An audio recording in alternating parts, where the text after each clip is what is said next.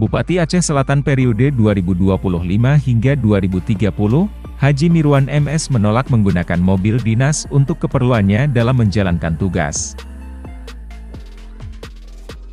Ia lebih memilih menggunakan mobil milik pribadinya guna melakukan penghematan anggaran daerah.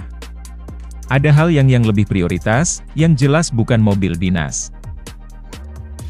Kita perlu melakukan langkah efisiensi anggaran daerah, namun tetap memaksimalkan pelayanan dan program-program untuk kepentingan rakyat yang dinilai lebih bermanfaat, ungkap Bupati Aceh Selatan Haji Mirwan MS, Selasa, 18 Februari 2025.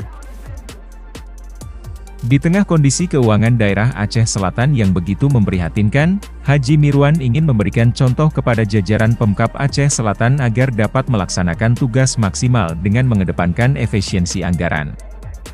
Menurut Haji Mirwan, anggaran untuk mobil dinas itu bisa dipergunakan untuk hal lainnya yang betul-betul urgensinya dibutuhkan.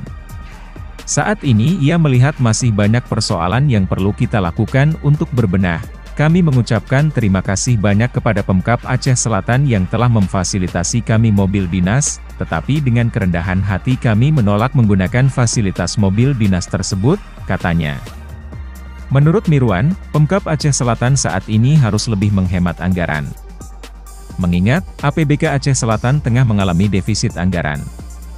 Ada hal yang lebih prioritas dibandingkan untuk kebutuhan pribadi kami yaitu, bagaimana meningkatkan pelayanan kepada masyarakat dan program-program yang urgent untuk kebutuhan masyarakat, tegasnya. Sebagaimana kita ketahui APBK Aceh Selatan saat ini sedang mengalami defisit, ditambah lagi adanya pemangkasan anggaran sebagaimana tertuang dalam Jrenpres nomor 1 tahun 2025.